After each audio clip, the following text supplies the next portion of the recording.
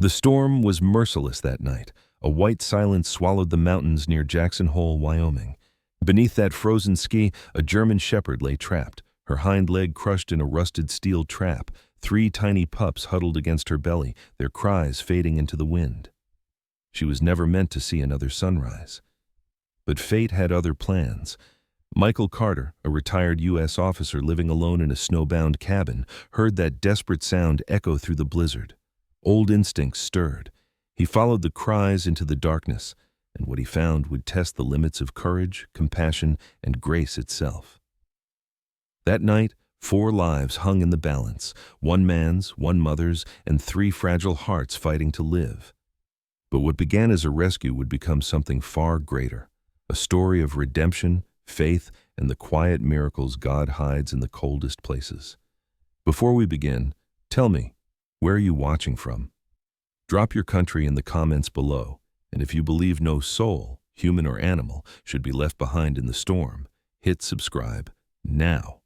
This story might just remind you that even in the harshest winter, God still sends warmth, sometimes on 4 small paws. The blizzard moved through Jackson Hole like a living creature, devouring sound and sight alike. Snow fell in thick, angry sheets, swallowing the ridges of the Tetons and burying the pines until they bent under its weight. Inside a lonely cedar cabin on the edge of the forest, Michael Carter sat by the dying fire, listening to the wind batter the shutters like fists demanding entry. At 46, Michael looked like a man carved from the same mountain he lived beneath, broad-shouldered, tall, and weathered by a life that had been more war than peace. His dark blonde hair had turned to iron gray around the temples, and a short, rough beard traced the line of his square jaw, hiding the small scar that ran from the corner of his mouth to his chin. Once, that face had belonged to a soldier who laughed easily, who carried hope like a medal. But the years had changed him. The wars had taken not only his comrades, but the part of himself that believed the world could be simple again. Now, his blue-gray eyes reflected only caution, as if still searching for threats in the silence. Michael had moved to this cabin 2 years ago after retiring from the Army, a career marked by long deployments and losses too personal to count. His marriage had not survived the silence that followed. Ellen, his wife, had been soft-spoken, patient, and endlessly forgiving until there was nothing left for her to forgive. The day she left, Michael didn't stop her. He simply watched her drive away through the Wyoming dust and realized he had forgotten how to ask anyone to stay. The storm had rolled in quickly that night, swallowing the valley in white. Michael wrapped himself in an old wool blanket and nursed a mug of bitter instant coffee, watching the firelight tremble across the log walls. The cabin smelled faintly of pine resin and solitude. It wasn't much, just a single bed, a stove, and the old rocking chair that had belonged to his grandfather. But it was enough. Or it had been, until a sound reached him that tore through the winds howling like a note struck from another world. At first he thought it was his imagination, a trick of the storm. But then it came again, a faint cry, high and desperate, carried through the gale like a ghost's plea. Michael set his mug down and froze, head tilted toward the sound. It wasn't human.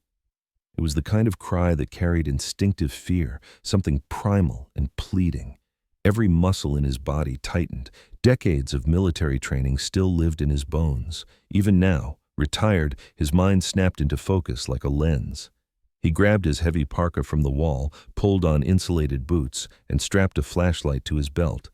As he stepped outside, the cold hit him like a slap. The air burned his lungs. The snow whipped against his face, stinging his cheeks raw.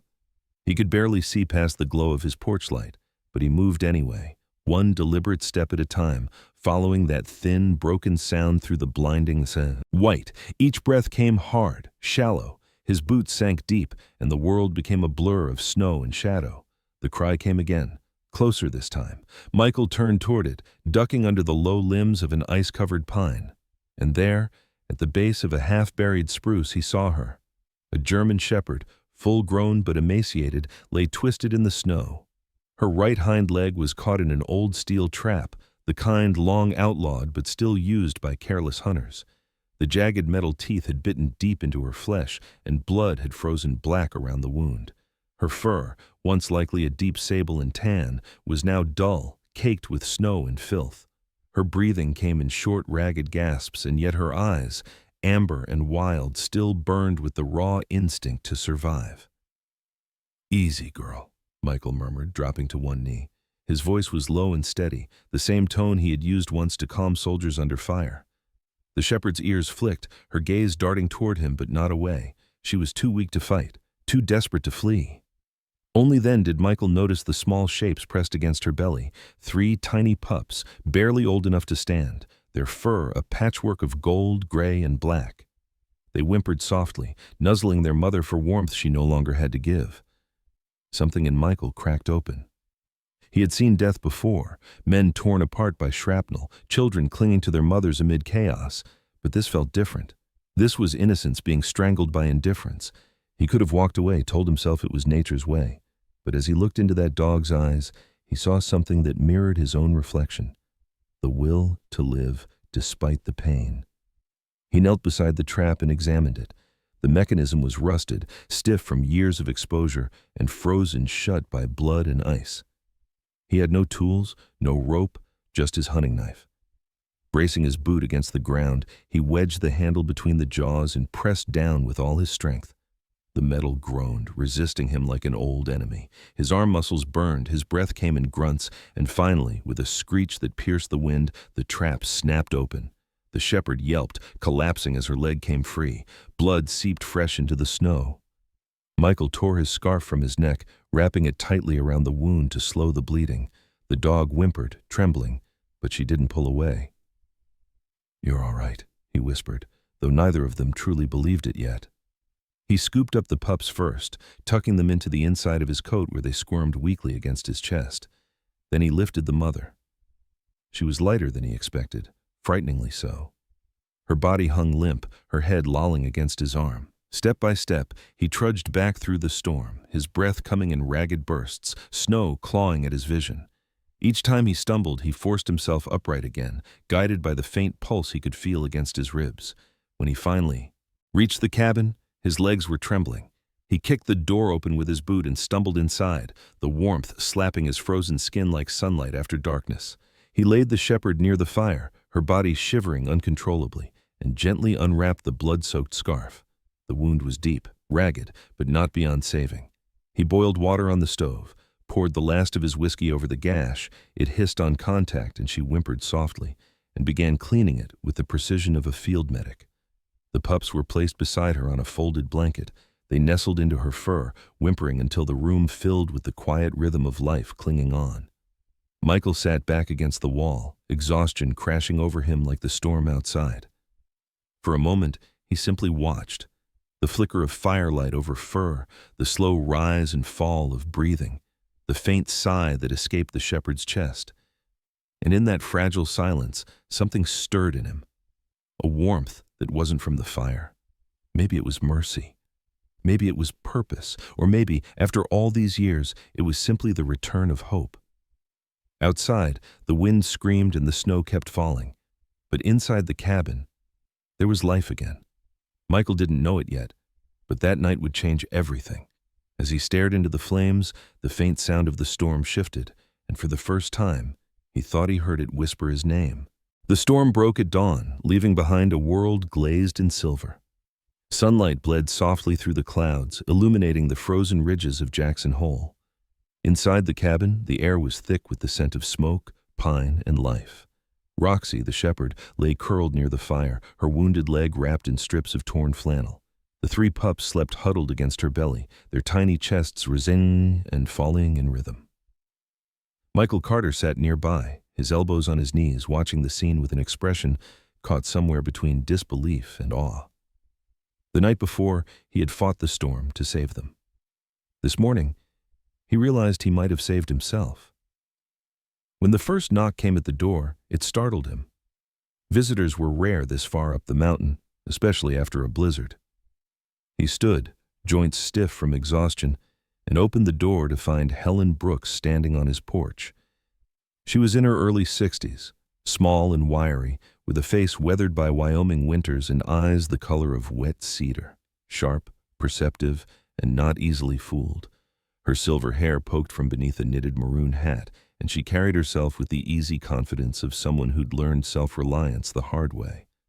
"Well," she said, brushing snow off her heavy parka, "I saw smoke. Figured you hadn't frozen to death yet." Her voice was brisk, edged with dry humor, but her gaze softened when she noticed the movement near the hearth. "Lord above," she muttered, stepping inside uninvited. "You picked up a family." Michael almost smiled. "Found them trapped last night. The mother was hurt." Helen knelt beside Roxy, careful not to startle her. The shepherd lifted her head, eyes wary but calm. "You did a decent job cleaning the wound," Helen said after a moment. "Leg's bad, but not lost. I've got some animal-grade antibiotics and bandages at home. I'll bring them over." "Appreciate it," Michael replied quietly. Helen stood, dusting her gloves. "You've got that look," she said, eyes narrowing. "The kind people get when they think they're done caring. Seems the world had other plans." Michael didn't answer. He didn't need to. The truth hung between them, fragile as frost. When she left, promising to return by evening, the cabin felt warmer somehow. Michael knelt beside the dogs, feeding the pups warm milk from a rag. They wobbled clumsily, fighting for space, while Roxy watched with tired but trusting eyes. "You're tougher than you look," he murmured to her. "Guess that makes 4 of us still here." Over the next few days, the rhythm of life inside the cabin began to change. Michael woke with the light, stoked the fire, checked Roxy's bandage, and fed the pups before he brewed his own coffee. He found comfort in the repetition. It felt like order, like command, the kind of structure that had once given his life purpose. Yet there was something gentler here, something that didn't require shouting orders or counting losses. It was Helen who brought supplies and laughter. Each visit came with a new bundle: antibiotics wrapped in wax paper, a jar of honey, a stack of worn blankets, and a story or two about the old days when her husband, a forest ranger, still lived. "He'd died years ago in an avalanche," she told him once, and though she spoke with the matter-of-fact tone of someone long past mourning, there was a flicker of loneliness in her eyes that Michael recognized instantly. "You learn to live with ghosts up here," she said one morning as she poured steaming water into 2 mismatched mugs. "But sometimes, if you're lucky, something comes along that reminds you the world's not done with you yet." Michael glanced toward the pups. "Maybe this is that something." "Maybe," she said, smiling faintly. "Or maybe it's someone testing whether your heart's still in working order." By the end of the week, the pups had begun to reveal their personalities. The golden one was bold and reckless, forever trying to chew Michael's bootlaces or tumble headfirst into the water bowl. Michael called him Scout. The gray one was quieter, observant, always watching before moving. Whisper seemed a fitting name. And the black-masked troublemaker, who had stolen a kitchen towel and refused to give it back, became Bandit. Naming them felt strangely ceremonial, as if sealing a promise. Roxy accepted it all with patient dignity, occasionally nudging her rambunctious offspring back into place. Her leg was healing, though she still limped slightly, and every evening she laid her head on Michael's boot as he sat by the fire. He pretended not to notice how much that small gesture meant. One afternoon, as the light faded into amber, another visitor arrived, a man built like a bear in a worn leather jacket, his breath puffing white in the cold. Frank Miller, a neighbor from several miles down the ridge, was a man in his 50s, with hands scarred from decades of labor. His beard was thick and streaked with gray, and his eyes were the deep brown of turned soil. He'd worked as a logger before a back injury forced him to slow down. Life had left its mark on him, but not bitterness. "Afternoon, Carter," Frank said, nodding toward the door. "Heard you've been keeping company up here." Michael stepped aside to let him in. "Word travels fast in a quiet valley," Frank chuckled, "especially when it involves a pack of dogs. Folks down in the valley are talking. Some don't take kindly to strays. Say they spook livestock." Michael's jaw tightened. "They're not strays. They're family now." Frank studied him for a long moment, then nodded. "Didn't figure you for the type to give up easy. Good. Just keep them close. Snow's not the only thing that bites out here." When Frank left, the last light of evening painted the snow outside in hues of rose and gold. Michael stood on the porch long after the sound of boots faded, looking out at the valley below. The wind had gone still, And for the first time in years, the silence didn't feel like an enemy. Behind him, laughter. Small, unguarded, entirely his, escaped as Bandit wrestled with Scout near the hearth and Whisper simply watched, eyes half-lidded, philosopher-like. Michael turned back toward the door, his breath a faint mist in the cooling air. He didn't realize he was smiling until he felt it ache in his cheeks. Inside, life waited, and for the first time since the war, he wanted to go home. The world outside had turned to glass. Every branch shimmered beneath a coat of ice, and the pines stood still as soldiers frozen in formation. Inside the cabin, Michael Carter sat by the window, his breath fogging against the frosted pane. Days had slipped by since the storm cleared, and life inside those cedar walls had begun to follow a new rhythm, one he hadn't realized he'd grown attached to until it changed. Roxy, the German shepherd, had healed enough to stand and walk, though her back legs still bore a faint limp. Her coat, once dull and matted, now gleamed under the firelight, sable and tan blending into something almost regal. She moved with quiet strength, the kind that came from survival rather than breeding. The three pups, Scout, Whisper, and Bandit, had grown restless, filling the cabin with the constant percussion of claws against wood and high-pitched barks that somehow made the silence less lonely. Michael watched them play that morning, Scout bold as ever, lunging at Bandit, who countered with his signature mischief, snatching a stray glove and sprinting off with it in triumph. Whisper sat near the fire, tilting his head as if contemplating the absurdity of his siblings. For the first time in years, Michael had caught himself laughing, but laughter, like fire, fades if left untended. That morning, Roxy lingered by the door longer than usual. Her amber eyes kept drifting toward the window, toward the woods beyond. Michael noticed the change, the subtle restlessness, the low whine that escaped her throat when the wind carried the scent of pine. He understood it. Freedom was a hunger not easily starved, and the forest was calling her back. He crouched beside her, resting his hand on her neck. "If the woods are calling, I won't stop you," he said softly. His voice cracked a little. "Go, if that's where you belong." The words hung in the air like a benediction. Roxy hesitated, her eyes locking with his in a moment that felt like language itself had failed. Then she nudged the door with her nose. Michael opened it wide, letting the cold rush in. The pups froze for a heartbeat, unsure of this new world beyond the threshold. Then Roxy stepped into the snow. One by one, the pups followed. Scout first, bold and clumsy, Bandit tumbling after him, and Whisper, pausing last to glance back at Michael before bounding into the white. He watched them until they disappeared among the pines, swallowed by the brightness of morning. The silence that followed was heavy, absolute. It wasn't the peaceful silence of solitude, it was absence, pure and echoing.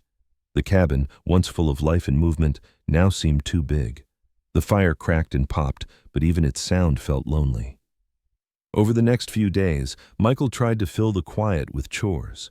He split wood, mended the window shutter that creaked in the wind, and cleaned the floorboards until they gleamed. Yet every sound reminded him of what was missing. The scuffle of paws, the soft whimpering near the hearth, the weight of Roxy's head against his boot. Nights were the worst. The wind outside howled like something wounded, and he caught himself listening for the faint bark that never came. Then came the sickness. It began with a chill that settled deep in his bones, the kind that no fire could warm. By the second day, the fever took hold. His muscles ached, and each breath felt heavier than the last. He tried to boil water for tea, but his hands shook too badly to hold the kettle steady. The nearest town was 30 miles away, the road buried in snow. There would be no help, no medicine, only endurance, the one skill the war had taught him too well. He dragged himself to the bed, wrapping in blankets that smelled faintly of pine smoke. The room blurred, edges melting in and out of focus. His thoughts came in fragments, faces of men he'd led, the sound of radio static, the memory of Ellen's soft voice saying goodbye. Somewhere in the haze, he thought he heard Roxy's bark, faint and far away, but when he opened his eyes, there was only the crackle of the dying fire. By the third night, the fever broke its rhythm and turned savage. Sweat drenched his shirt, his breathing grew shallow. He forced himself to crawl toward the stove, fumbling with the last logs of firewood. His strength gave out halfway. He collapsed near the hearth, pulling a blanket over his body as darkness crept in from the edges of his vision. He could feel his pulse slowing, his thoughts scattering like ash. For a moment, he thought of how absurd it was. After years of surviving bullets and explosions, he might die here, quietly, in the same cabin where he'd finally learned to laugh again. There was no fear, only a hollow resignation. He shut his eyes, letting the warmth fade, and somewhere between waking and sleep, he whispered the only words he had left. "Roxy, come home." Outside, the storm began to rise again. Not the rage of the first blizzard, but a slow, gathering wind that carried something alive within it. The trees swayed, the snow shifted, and beneath the sound of the storm, there was something else. A faint scratching at the door, then another, and another. Michael stirred but didn't wake. The fire dimmed to embers. The cabin grew colder. Outside, the snow kept falling, and in the distance, something moved through the white, drawing closer with each breath of the wind. When consciousness returned, it came slowly, like dawn breaking behind thick clouds. Michael Carter stirred under the heavy blanket, his body drenched in cold sweat. The room was dim, the fire little more than a dull orange glow. For a moment, he couldn't tell if he was still dreaming. Then came the sound. Soft, deliberate, real. A scratching at the door. A low whine. Then another, higher-pitched, trembling with urgency. Michael forced his eyes open. His body felt as heavy as the snow outside, but the noise cut through the fever's haze. It came again, louder this time, followed by a faint bark. He blinked, trying to separate memory from reality. "Roxy?" His voice was barely a whisper.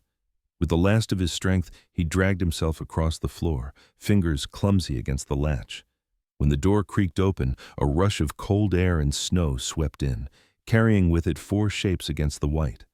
Roxy stood at the threshold, her fur dusted with frost, eyes bright and alive. Around her tumbled Scout, Whisper, and Bandit, their small bodies wriggling with excitement, their tails wagging furiously. For a heartbeat, Michael thought he might be hallucinating. But when Roxy stepped forward and pressed her head against his chest, solid and warm, something deep inside him broke loose. A sound escaped him, a rough, strangled laugh that turned quickly into a sob. "You came back," he whispered, his voice shaking. The dogs surrounded him, their bodies radiating heat. Scout barked once, sharp and triumphant, while Bandit tried to climb onto his lap, his small paws leaving smudges of snow on Michael's shirt. Whisper stayed closest to Roxy, pressing against her side, cautious but watchful. Roxy licked his cheek once, her breath warm against his skin. Michael leaned into her, feeling the steady rhythm of her heart against his chest. In that simple, wordless exchange, the fever broke. By morning, the storm had passed. Sunlight filtered through the frost-coated window, painting gold patterns across the floor. The fire was crackling again, fed by wood. Roxy's return had somehow inspired him to gather in the night. The pups lay sprawled across the rug in a tangle of fur, paws twitching as they dreamed. Roxy rested nearby, her gaze fixed on Michael as though she didn't intend to leave again. When he stood, his legs trembled but held. The weakness was still there, but so was something stronger, purpose. He moved slowly through the cabin, adding logs to the stove, boiling water, feeding the pups small scraps of meat. The simple tasks, once meaningless, now felt sacred. Life had returned to this cabin, and with it, a reason to rise. That afternoon, as the light softened into amber, Michael sat at his grandfather's old desk, a sturdy oak piece scarred by time and use. A blank sheet of paper lay before him, and beside it, an envelope yellowed with age. He hadn't written a letter in years. His hand trembled slightly as he picked up the pen. "Tom Harris," he wrote at the top. The name brought a faint smile. Tom was an old friend, once his commanding officer and now a park ranger in Yellowstone, a man in his 50s. Still tall and broad-shouldered despite the years, with kind eyes that could turn steel hard when duty called. Tom had always carried a quiet steadiness that anchored those around him. He had been the one who pulled Michael out of the wreckage years ago in Afghanistan, both literally and metaphorically. They'd stayed in touch sporadically, exchanging short, practical letters that said little but meant much. But this letter would be different. Tom, he began, I never thought I'd find a reason to write again, but something happened here that I can't quite explain. I found, or maybe they found me, a German shepherd and her 3 pups in the storm. I saved them that night, but I think it was they who ended up saving me. I've hung their photo next to my medals. Feels like it belongs there. The proudest mission I've ever completed wasn't on any battlefield. It was right here, by this fire. He paused, letting the ink dry, eyes drifting toward the photograph hanging above the mantel. It was a simple picture. Roxy sitting tall, the pups arranged around her like living echoes of her strength. Their eyes shone with life. Behind them, the snow glimmered, endless and unbroken. I remember what you told me once, Michael continued writing, that life after service would test me more than war ever did. You were right, but I think I'm finally passing that test. These 4, Roxy, Scout, Whisper, and Bandit, they remind me that the world still holds goodness, that mercy isn't weakness, and that maybe, just maybe, I'm not done yet. He signed it simply, your brother, Michael, then folded the page with care and set it beside the door to send when the road reopened. That night, as dusk settled over Jackson Hole, the cabin felt different. Not just warmer, but fuller, alive in a way Michael hadn't thought possible anymore. The fire danced across the walls, casting long shadows that looked almost like movement, like memory turned to light. Roxy lay near the hearth, head on her paws, her eyes half closed. The pups dreamed in a pile of warmth and soft breaths. Michael sat back in his chair, staring at them with the kind of tired peace that comes only after long sorrow. He whispered softly into the quiet, "You saved me, more than I ever saved you." Outside, the snow glittered under the moonlight, and somewhere in the distance, a coyote howled, a reminder that the wilderness still breathed. But for the first time, Michael didn't feel small against it. He felt part of it, and for the first time in years, the man who had once only survived began to live. The days began to settle into a rhythm, gentle, deliberate, alive. Morning light spilled through the frosted window panes, landing across the worn wooden floor where the pups were already awake, tumbling into a new day with boundless energy. Michael Carter rose before dawn, as he always had in his Army years, but the purpose now felt different. There were no orders, no schedules, no threat waiting beyond the horizon, only the quiet duty of living well. He would stoke the fire first, then pull on his thick flannel shirt and step outside into the pale chill of Wyoming air. The valley lay hushed, blanketed in snow, the Tetons watching over like ancient sentinels. His breath turned to mist as he split logs, each swing echoing in the crisp stillness. The rhythm of axe and wood steadied him. It was the language of simplicity, of survival turned into peace. Near the chopping block, Scout often played the role of chaos incarnate. The golden-furred pup would leap into the bucket of water meant for soaking logs, sending icy droplets flying. "You're part seal, you know that?" Michael laughed, the sound startling even himself. Bandit, black-masked and full of mischief, was the collector of treasures. Each morning, he dragged something new to the doorstep, a boot, a pine cone, once even an old glove buried beneath the snow. His tail wagged with such pride that Michael couldn't bring himself to scold him. Whisper, the quiet gray pup, preferred the hearth. He sat near the fire with an almost meditative calm, his eyes following the flicker of the flames as though reading something in their movement. And Roxy, always composed, stood sentry. Her eyes scanned the woods each morning, ears perked, posture straight. She had recovered fully now, her coat shining again, her limp nearly gone. Yet she carried herself like a soldier still on duty, calm, aware, ready. Life was warm, but it wasn't without reminders that beauty in these mountains was fragile. One afternoon, while walking through the forest, Michael spotted delicate fox tracks winding between the trees. A few yards farther, he found deeper, broader prints. Coyote, alone by the look of it. His instinct sharpened. "Close, all of you," he said, his tone steady but firm. The dogs responded instantly, Roxy circling back, pups forming a small cluster near his legs. For a long moment, they stood listening. The woods were silent, save for the whisper of snow falling through branches. It passed, no danger came, but the reminder lingered. That night, Michael sat by the fire, watching the pups curled together in sleep. Roxy rested beside him, her head on his knee, eyes half open, guarding even in rest. He ran a hand through her fur, feeling the steady rhythm of her breathing. "It's a good life," he murmured. "A fragile one, but good." Roxy's tail thumped once in quiet agreement. Over the next few weeks, Michael began small projects, tasks that felt like roots growing into the soil, behind the cabin. He repaired the old shed that had once stored his grandfather's tools, transforming it into a modest kennel with straw bedding and wooden planks polished smooth. "A place of their own," he said aloud as he hammered the final nail, his breath fogging in the cold. Roxy inspected it afterward, circling once before lying down at the entrance as if to claim command. Evenings became their ritual of quiet joy. Michael read aloud from his grandfather's weathered books, old novels, histories, a few poetry collections. The pups didn't understand, of course, but they listened anyway, ears twitching at the rhythm of his voice.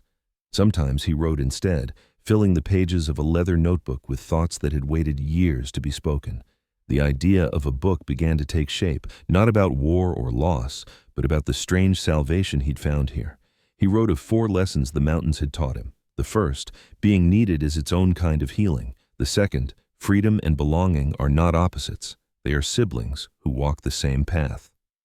The third, humor lightens even the heaviest grief. And the fourth, healing lives in the hands, not the mind. It's in the doing, not the remembering. As winter deepened, so did the bond between man and dogs. The pups had grown strong, their once clumsy steps now confident and sure. Each afternoon, Roxy led them to the forest's edge.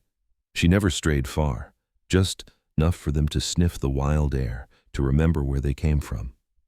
Every evening, she returned with them, her tracks forming a pattern Michael began to think of as a heartbeat in the snow. Outward, then back again. On one such evening, as the sky turned to violet and the first stars blinked awake, Michael stood on the porch watching them return. The scene was so ordinary it hurt. Roxy walking ahead, the pups bounding through the snow behind her, tails raised high. The cold bit at his skin, but he didn't move. He felt something deep and wordless inside him settle, like the final click of a lock turning home. Later, by the fire, he sat in his rocking chair with Roxy at his feet, the pups nestled nearby. The flames painted their fur in shades of gold and amber. Outside, the wind moved gently through the pines, not as a threat now, but as a lullaby. Michael leaned back, exhaustion softening into peace. He looked at the dogs, the small family that had found him, saved him, and taught him how to live again. His voice was low, but the words filled the room like a prayer. "We did it," he whispered. "We made it through." The fire crackled in answer, and in that moment, it seemed to him that the warmth in the cabin wasn't just from flame or wood. It was something alive, something that had taken root in his heart and refused to leave. Sometimes, miracles don't arrive with thunder in the sky or angels descending in golden light. Sometimes, they come quietly, on 4 small paws with muddy prints on your floor, and love that asks for nothing in return. In saving Roxy and her 3 pups, Michael Carter discovered the kind of grace no war, no victory, no medal could ever give him. He found that God's greatest miracles are often disguised as ordinary moments, an act of kindness, a heartbeat beside the fire, a reason to wake up and care again. And maybe that's the message for all of us. In a world that often feels cold and chaotic, there are still reminders of divine mercy, soft, small, and alive. Every time we choose compassion over indifference, patience over anger, love over fear, we let a bit of God's light return to the world. So if this story touched your heart, take a moment to share it. Leave a comment below and tell us what miracles have found you. A friendship that saved you, a pet that healed you, a stranger's kindness that reminded you that God still works in quiet ways. And if you believe in second chances, in grace that finds us when we least deserve it, hit that subscribe button to keep faith, hope, and love alive here. May God bless you and everyone you love. May He guide you through your storms, light your path when the world feels dark, and remind you that even in the loneliest cabin, in the deepest winter, you are never truly alone. Because sometimes the miracle you're praying for is already scratching at your door.